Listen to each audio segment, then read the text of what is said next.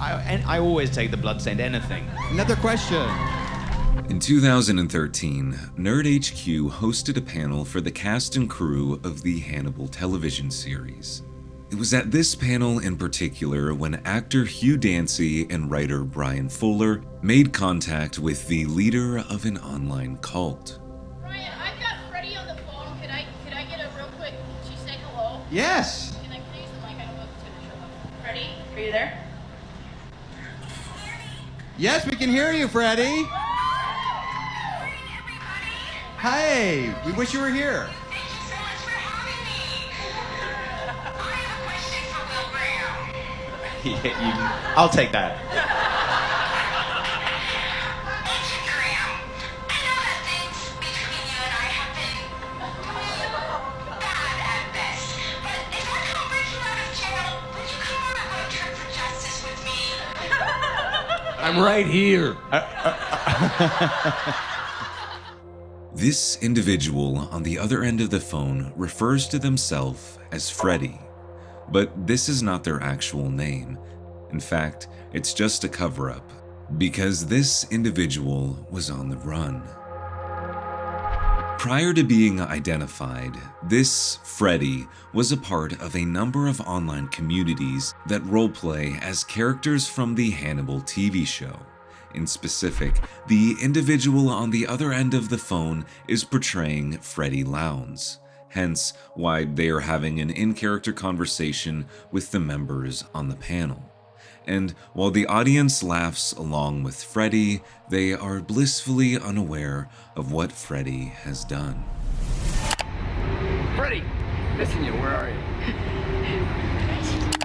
Go ahead. Hello, Freddie. Thank you so much for supporting us and writing all those brilliant articles on tattlecrime.com.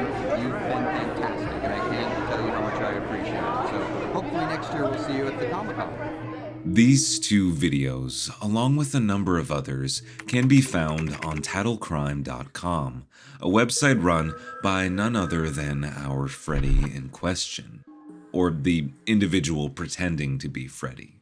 The website is home to a number of articles and information revolving around the character of Freddie Lowndes and the Hannibal TV show. But despite appearing to be your average, ordinary site, tattlecrime.com has a dark secret. On the upper right-hand portion of the website, there's a link to a Twitter account that has now been protected. That's because, following the reveal of Freddie's true identity, the person running the account tried to erase the entirety of their online presence.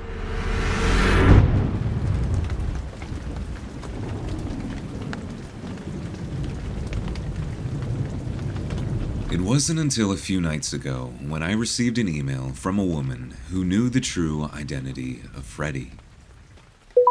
I want to preface by saying I understand if you don't answer this, don't cover my story, or want nothing to do with me because of the bad reputation I have. My channel deals with a cult that I was kind of a part of, then later exposed and was attacked for, which enabled the cult leader to get away. I'm hoping to give this story a bigger voice than I can. The emailer, who I would later come to know as Monica, proceeded to tell me more about this elusive cult from the mid-2000s. A cult that was run by our Freddie Lowndes. Initially, I thought Monica's email was a bit out there, but as we talked more, one thing became evident. Monica had evidence and information to back her story. And some of this information included the true identity of Freddie Lowndes, a person running a cult. A person who manipulated their followers to do horrible things. A person who ruined Monica's life. And this email that Monica sent me wasn't just her trying to share information. Monica was asking for help before it was too late. I thought that I should start by explaining who I am. My name is Monica. I dealt with in the Hannibal fandom.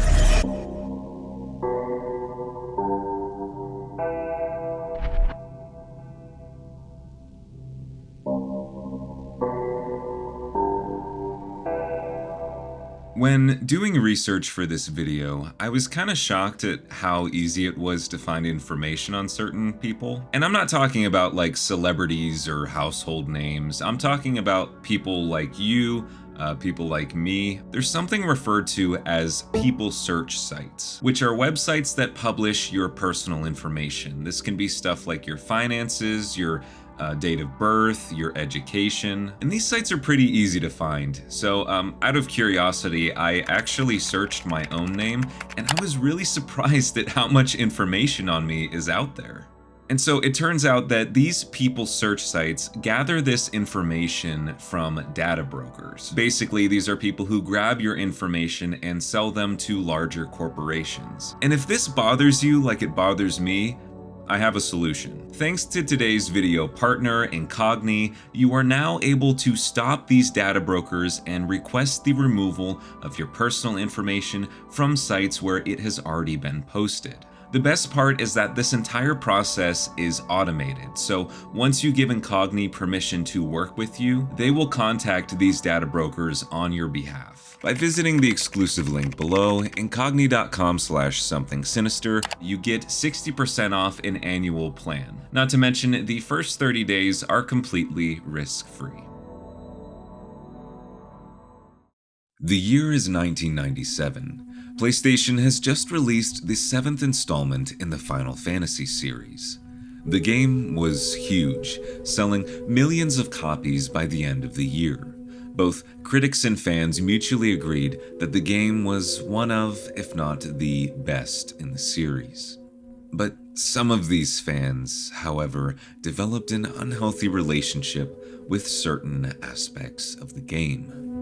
In 2005, the following LiveJournal user posted a warning, stating that he, as well as other fans of the Final Fantasy VII game, were being contacted by a strange couple. This couple introduced themselves as Hojo and Genova, both names of characters from the Final Fantasy series. They would proceed to refer to the LiveJournal user as Zack, another Final Fantasy character, and one they believed that the user was tethered to. Genova would then explain to Zack a concept that she referred to as soul bonding. She and Hojo believed that people had the possibility of being fictional characters in their past life. As such, they assigned Zack his role because he shared a lot of the same traits to the character in the game. Following this conversation, Zack would meet up with Hojo and Genova. Though he was initially weirded out by their conversation regarding soul bonding, Zack liked the idea of hanging out with fellow Final Fantasy players. But when he arrived at Hojo and Genova's apartment, something was off. Both Hojo and Genova were in character the entire time, Hojo even wearing a lab coat like their video game namesake.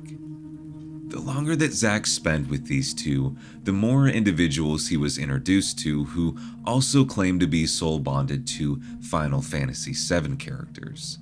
Under the guidance of Genova, the group would partake in mind regression exercises, where they would lay on the floor and listen to music from the Final Fantasy series. All of this was in an effort to become closer to the person's soul-bonded character. Genova would eventually coax Zack to move in with her and Hojo. On his LiveJournal, he recalls it being fine at first, before descending into madness. He was forced to be the sole provider for the trio. When he wasn't working, Genova would force him to do endless chores around the house. On top of this, he would also witness firsthand the toxicity of Hojo and Genova's relationship with one another. Zack recalls the home being in a constant state of instability. Many people would come in and out of the apartment, sometimes staying for a short period of time and others for much longer. It's around this time that the term the Final Fantasy VII House began circulating around the internet, along with a number of photographs showing a glimpse into the chaos.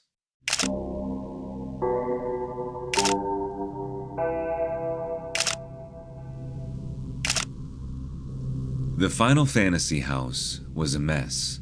a hub for drunken tirades, physical altercations, and manipulation.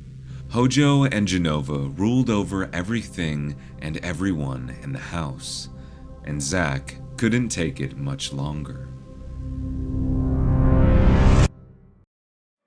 The following pages are a compiled list of stories and data about a group of individuals on the internet who prey on unsuspecting fans of various video games, TV shows, and movies. They take money, self-worth, self-confidence, sanity, and freedom away from those they target, sucking them into a schizophrenic constructed fantasy cult based around the things they once loved. This was a public warning from Zach. He had escaped Hojo and Genova and was desperate to ensure that no one in the Final Fantasy fandom would ever fall victim to them again. Listed under this warning were dozens of links to backing evidence. Included were 2 of the only existing photographs of Hojo and Genova. But the individuals in these photographs might as well have never existed at all. Zach only knew them by their fictional counterparts, which allowed them to disappear completely. After the truth came out about the Final Fantasy house, both Hojo and Genova moved states, leaving behind little to no trail. The couple had no intention of ever being found. But those in the Final Fantasy VII fandom wouldn't forget. What cults do is they try to separate people from their friends and family. They try to love bomb them, to make them believe that they are the only ones that care about them. They try to make it seem as though everyone else in your life is out to get you. They don't want you to believe these truths. So they really try to separate you from your support systems. There's a number of individuals online that believe most fandoms today operate under this cult-like mindset. These fandoms are groups of people who are extremely dedicated and passionate about a piece of media, often to the point where it becomes their entire identity.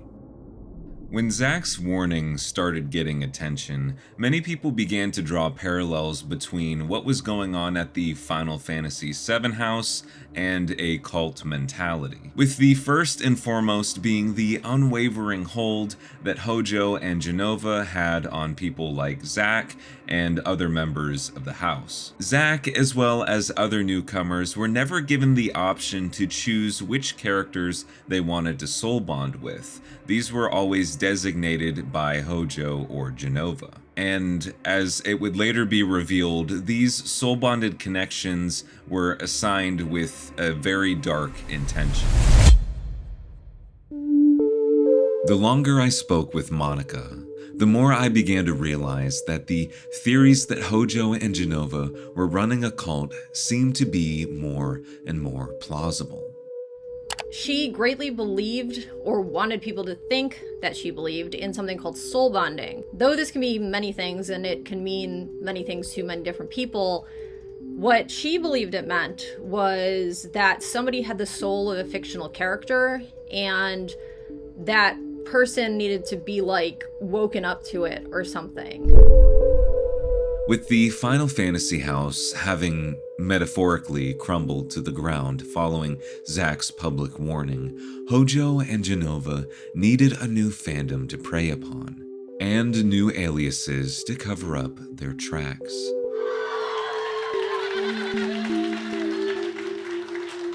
Do you want a white flower crown or a bloodstained one? I always take the bloodstained anything. Another question. Yes, we can hear you, Freddie. On April 4th, 2013, the Hannibal TV show aired 2 positive reviews. Monica was one of the many fans in the growing Hannibal fandom. Somewhere between the show's 2013 debut and mid-2014, the website domain was registered for the aforementioned tattlecrime.com, a website run by Genova's new alias, Freddie Lowndes. The website served as a place for Hannibal fans to check out exclusive interviews with the cast and crew, read articles, and look at photographs from various conventions. Individuals also had the opportunity to reach out directly to Freddie. And one of these individuals was Monica. She and Freddie quickly bonded over their love for the Hannibal show. And in July of that year, Freddie asked to speak with Monica over Skype in order to prove that she was actually real. In the call, as per usual, the woman pretending to be Freddie Lowndes, as she once did under the Genova moniker, stayed in character the entire time. Any semblance of her true identity was intentionally hidden. I'm aware that it is a little bit difficult to keep track of each individual, especially when they almost always exclusively go by a fictional name. And depending on what fandom we're talking about, that name can change as well. So, just for a little bit of clarification, Hojo and Genova are in a romantic relationship with one another, and following the events of the Final Fantasy VII house, they switched from Final Fantasy to the Hannibal fandom, and as such they adopted two fictional names from the said Hannibal fandom. Hojo renamed to Hannibal, and Genova renamed to Freddie Lowndes. So Hojo and Genova are the same as Hannibal and Freddie, and moving forward we will refer to them as such. After their initial Skype call with one another, Monica was put off by some of Freddie's odd nuances. One of these being the fact that Freddie would refer to her friends in the Hannibal fandom as her staff, inspired by the staff members on the TV show who worked for Tattlecrime. Through their conversations online, Freddie had effectively made Monica a part of this staff, and assigned her the character of Abigail Hobbs. This was to be the character that Monica was soul bonded with. And just like that, the events that had once led up to the formation of the Final Fantasy VII cult were seemingly starting to fall into place once again with the Hannibal fandom. Now that Monica had infiltrated Freddie's inner circle, it didn't take her long to realize that something was very wrong with the group.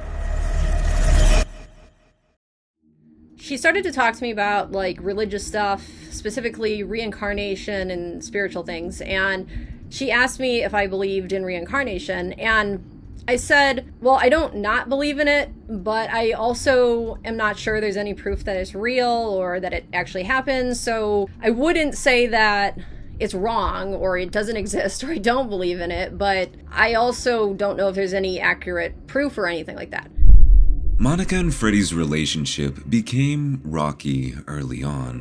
While Freddie continued to impose the character of Abigail Hobbs and the concept of soul bonding onto Monica, something in her seemed to shift. Monica didn't believe in the concept of soul bonding, and this didn't sit well with Freddie. Following this disagreement, Freddie would cut communication with Monica. Though Monica was relieved to be out of the drama, a lingering thought stuck in the back of her mind. Freddie was a deeply unstable person. It wasn't uncommon for her to threaten to do certain things to herself should one of her staff members disagree with her. Fearing that this might come to fruition following their disagreement, Monica reached out to a member of the group named Sam, who told Monica that should she not follow up with Freddie, something bad might happen.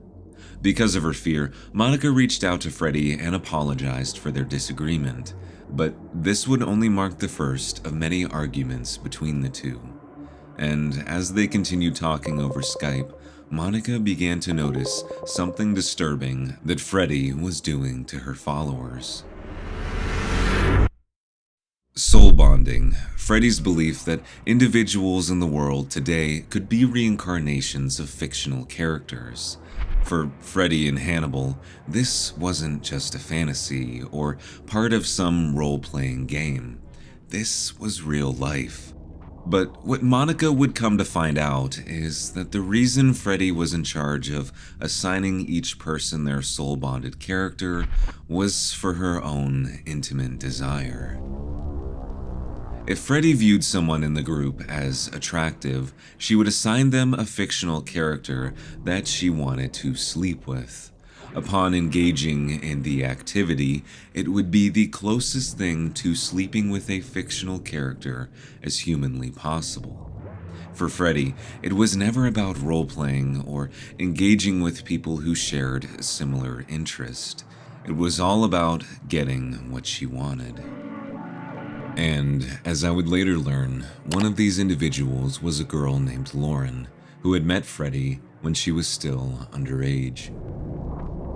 I was like, I know if I can find out who she really is, if I can find out her real identity, that is the only thing that's going to stop this. Because as long as she can hide behind the name and she can say that's her real name, and she has like thousands of followers that believe this, even though it's absolute nonsense, there is no way that I'm going to be able to stop her. In late 2014, despite her fear that something bad would happen, Monica, like Zach did before, made the decision to start talking about what was happening with Freddie and her staff members. The manipulation tactics, the inappropriate conduct, everything. But while Zach never knew Freddie's real name, Monica did, and she exposed it to everyone on her Twitter.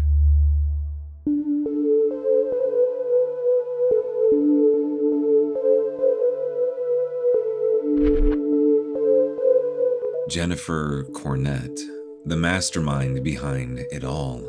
Genova, Freddie, any and all fictional characters that Jennifer took on were in an effort to hide her true identity. Now that it was available for the public, Jennifer did what she had once done before. She disappeared. This disappearance created a sort of vacuum in the group, as well as the close-knit Hannibal fandom as a whole. Many people close to Jennifer and others who were blissfully unaware of what she was responsible for were upset to see such a dedicated fan seemingly bullied off of the internet. Uncertain of where to go from here, members of Jennifer's staff pointed their finger at the person responsible for Jennifer's disappearance, Monica. After her real name was revealed, Jennifer privated her Twitter account and took down the Tattlecrime website. These platforms that were once a place of celebration for a piece of media were now gone. And prior to her disappearance, Jennifer had twisted everything. Now the story was that she was being stalked and harassed off the internet because of Monica. And the fans and followers of Jennifer were determined to ensure that Monica's life was ruined. Over the course of the following months, Jennifer's followers infiltrated all aspects of Monica's life. When they weren't showing up at her work, they were in various online forums, spreading lies and misinformation about Monica and the reasons why she outed Jennifer. The most popular theory was that Monica was jealous of Jennifer and the power and influence that she had. As a result, Monica wanted to dethrone Jennifer and take her position. Another theory was that Monica was actually Freddie, or Genova, the entire time, and pinned the entire manipulation and crimes on Jennifer in an effort to take away any suspicions against her. But both of these theories were very different from the truth. Jennifer Cornett is a very real person. But where did she go following her disappearance? Had she found another fandom to conquer, or was she living under the radar? Monica, it seemed, might know the answers to these questions.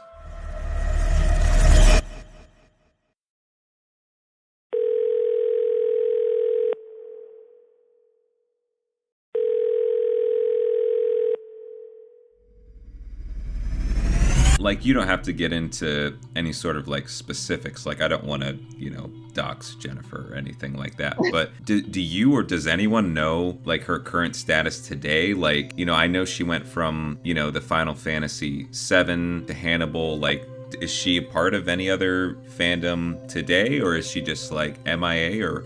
Well, I know for a fact that after the Hannibal thing, she went into American Gods. And I know this because I found the account that she was using for American Gods. That's the last I know of. My best guess is she's in some fandom somewhere because that's how she's always operated. But my theory is she's probably more hands-off now. Like, she doesn't run an account specifically, but like probably somebody who's in her cult like runs it for her. You know what I mean? Yeah. So that way she's not talking to people directly until she can like really properly vet them. But I don't think she has any other way of like making money other than to like grift people in fandoms and get them to do this. Because you can look at the Final Fantasy VII thing and you can see how people periodically drop off or like split into a different cult. Right. And so she pretty much has no choice other than to continue doing this, or I guess get a real job. So right. The only thing I could think of is she's somewhere in some fandom and she's either hiding really, really well, or like I said, she has somebody like working as a proxy for her. And so like when this at all, initially happened, specifically like you exposing her, your life changed, you got flooded with all of, Jennifer's fans and followers and whatnot. And I think you said that they doxed you and you had to move. Yes. What's your life look like now? Like, I assume it's obviously less, but do you still deal with the repercussions of exposing her, or? Okay, so the way I got them to stop was pulling everything offline, deleting all my accounts, all that stuff, moving to a different city and a different house and all that. And then, of course, changing my name, and then and then using totally different names and not being in any space where I could possibly run into any of these people. Yeah. I'm stuck in this weird place of like paranoia where I'm so afraid to show my face and so afraid to do videos and so afraid to like take that extra step that I can't do as much as I want to, because I am absolutely terrified that the second these people find out who I am, I'm just going to have to like give up on that. That's where the fear factor comes in, is like I can't live my life how I want to, because even though I am very far removed from this at this point, like with what I'm doing with my life and my career and all that, I guarantee you if they knew right now what my pen name was, and they knew right now what I did for work, and they knew where I lived, that would be on their forums immediately, and they would start attacking me again. Today, there exists a number of platforms online dedicated to spreading the word about Jennifer and her story. This would bring forth a number of previously unseen photographs of Jennifer, but ultimately, none of these users know exactly what happened to her. All we have are these old photographs and stories passed down over the years to give us a tiny glimpse into Jennifer's world. Monica was just one of the many victims who had their life forever changed by this individual. It's my hope that by offering the full story, people like Monica can begin to heal from their past wounds and ultimately move on to something greater.